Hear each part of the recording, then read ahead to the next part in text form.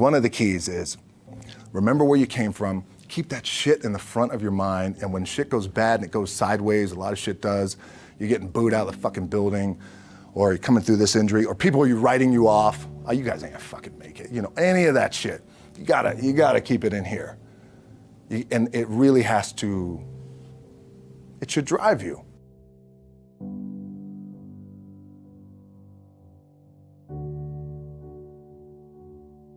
This idea and this notion that you could be anything you want and you can accomplish anything you want, right? We hear that. You've heard that from the time you were little boys. You hear that now. You're already incredibly accomplished. You can win an NBA championship, MVP of the league. You could become president. You could become governor. You could be in entertainment. You could do Charles, and you could do Shaq. You could do that. You could do whatever you want to do. You guys know that. The thing that has worked for me is to remember the hard times. So, and I'm sure you guys all have your processes. And again, I'm going to tell you what's worked for me. So before a big movie comes out, before back in the days when I was wrestling with WWE, a WrestleMania match, anything big that would happen, I would always take a moment and I'd just remind myself, all right, I was evicted when I was 14. We were kicked off the island. We couldn't live in Hawaii. Had no place to live. A lot of shit happened then when I moved to Nashville. I was arrested multiple times by the time I was 16 years old. I gotta remember that. If I were playing on this team, which my skills are, what's that term? Oh, the shits. So I'll never play. But before I lace up, before I get on the court, before I play in these big games, before I go to the Staples Center, where history is there, those are historic walls there at the Staples Center. I would remember that, and it allows me then to be present in the moment and understand, holy shit, the stuff I have around me right now, this is the shit that I dreamed of when I was a kid. I am here. I played for University of Miami, played for great teams. Warren Sapp, Ray Lewis, they were my teammates. They were balling. Warren Sapp was playing tight end that time. I was starting defensive tackle. Yeah. They moved him over to D-line. And he looked at me, he's like, yo, dude, I'm gonna take your spot. I said, you ain't taking my fucking spot. He said, I'm gonna take your spot. I said, no, you ain't. We battled, and he took my spot. Now you can imagine how that fucked with me, because there goes my opportunity. He went in, switched to defensive tackle, lit the world on fire. Well, what that did, it crushed me, it crushed my dreams. I had a piss poor senior year, zero production, no NFL, no combine invite, nothing. Finally went to the CFL, Calgary Stampeders, making $250 a week Canadian.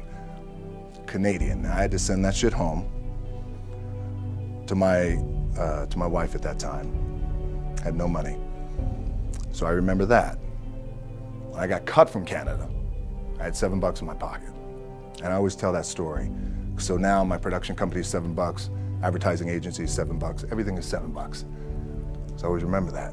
What helps me is to keep the hard times in the front of my mind, because it allows me to go into these big moments that I've worked my ass off, and you guys have worked your ass off. It allows me to go into these big moments with a different perspective. What it also does for me, and again, this is what works for me. Like, I keep my back, excuse my language, my back is up against this motherfucker every day. It's against this fucking wall. Excuse my language, ladies in the room.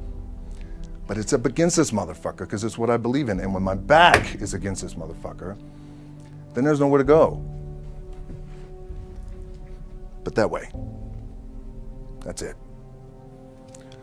So I feel like this could be something, an ideology and mindset that could help you, if you look at it that way. Because you made it already. We made it. We're successful boys, and we're lucky boys to be where we're at. Oh, you guys made it. Everybody's rich in the room. Nobody's gonna get evicted anymore. Anything you got, there's no more money problems, right? You got a lot of hands out now. Hey, can I get a little bit? Can I get a little bit? Right, that happens. But when you make it, for me, I need this. I need this. So every day, my back is up against this motherfucker, and this is how I operate. Now, doesn't mean you don't smile, Doesn't mean you don't laugh and joke, quote, right? You're happy, I'm a happy guy. But when it comes to business and when it comes to executing, it's up against this. And I gotta go that way. And I don't give a fuck who is in front of me. They're not gonna stop me. I feel like for me, it feels seamless because you prepared for so long, but it's just like you guys prepping for a game. That's the fun part. That's where it's like, fuck, it's fun, man. People are paying their hard-earned dollars to come see you. They're cheering, they're going bananas, they're booing the shit out of you or on the road. That's fun. That's what you live for. I mean, that's the juice right there. The prep is where the character's made. And I just don't mean the character I play, I mean the character in here. So for me, the prep is getting with the director, getting with the producers, getting with the writers, so in essence, it's like getting with all your coaches and your different position coaches and all the meetings that you have to have, right? So that's the work you put in. The key for me was, where does it start? What's the anchor? What's the anchor? So I could have all these ambitions and you guys have all these ambitions, which is great. It's important. I'll play this role, you'll play that role. I'll execute this thing and it'll come out this summer. You guys will execute this thing during the summer, right? When it's time to really put in a lot more work. But the key with me is just always finding what the anchor is. And the fucking anchor is getting up at 4 o'clock in the morning every day before anybody else and grounding my thought process is in the no one will outwork me. No one. I love and I respect you guys. Motherfuckers won't outwork me. All starts with this. 2 hands, putting in the work. The anchor for me has always been the work in terms of the weight room training. So when I first started wrestling, I was 6 years old, rolling on the mats with my dad. My old man, a lot of you guys won't know this. Yeah, Rocky Johnson. My old man was Rocky Johnson. He was the first black WWF at that time. First black WWE tag team champions with Tony Atlas back in 1983. My uncles were wild Samoans. I come from a long line of pro wrestlers. But before the wrestling part happened, I was just in the gym putting in the work. At 6 years old, rolling around on the mats. And finally when I could touch weights at 13, that's what I was doing.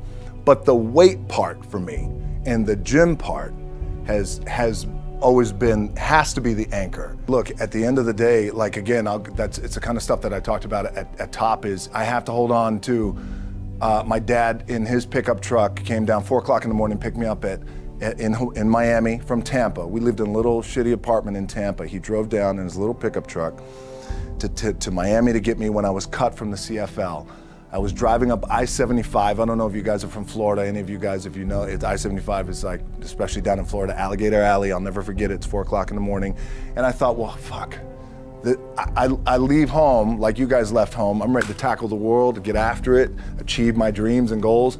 Fucking crushed by 22, 23 years old. Now I gotta move back in with my mom and dad. I played on great teams though. Wait a second, this is not supposed to be my future. I'm supposed to be in the NFL right now. I'm supposed to be making a lot of coin and buying my parents shit, buying me shit, taking care of my wife, but it never happened. So I pulled out my wallet, I thought, well, let me see how much money I have. I opened it up, I had a 5, a 1, and change. I'm not fucking around, and well, at least I rounded up to $7. But I thought, God, ain't this a bitch? I got $7 in my pocket. Where the fuck do I go now? What do I do? I can't go back to CFL, because you know, the point comes where you hear that voice, the big run's over. Like, you're done, right? So I heard that voice. So as Coach was saying, man, I hold on to that shit, I'm telling you.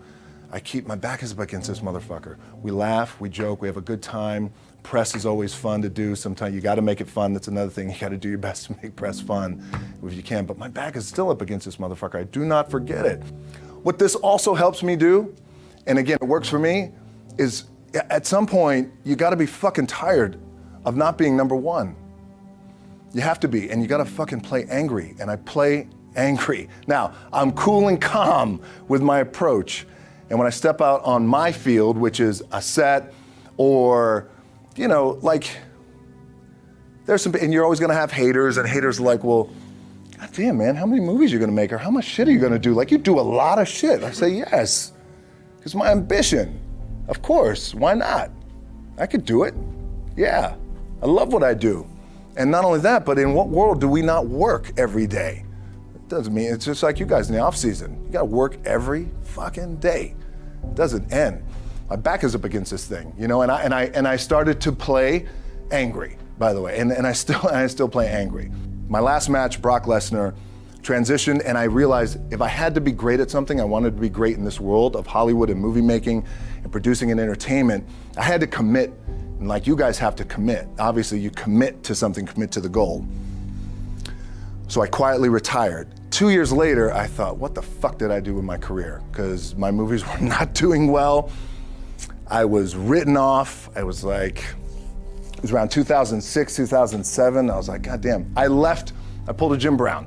I left when I was on top, like #1 in the wrestling business, and I left. It was a ballsy, gutsy, some call it stupid move, but I had to commit and I had to follow what was in my gut. And at that time, I'll share this with you guys, and Will Smith is my boy, and I sat down at that time with the agency I was with, and they said, what do you want to accomplish? I said, I want to accomplish the world. I want the world, and I want Will Smith's career, and I said, and I mean this respectfully because I know he's here at this agency with us, I want to do it bigger and better. And they looked at me like I had 3 fucking heads, and they were like, okay. But I still stayed focused, and I still had still put in the hard work with my 2 hands, and that's it. And that's what it comes down to with you guys. One of the keys is, remember where you came from, keep that shit in the front of your mind, and when shit goes bad and it goes sideways, a lot of shit does, you're getting booed out of the fucking building, or you're coming through this injury, or people are writing you off, oh, you guys ain't gonna fucking make it, you know, any of that shit. You gotta keep it in here. And it really has to, it should drive you.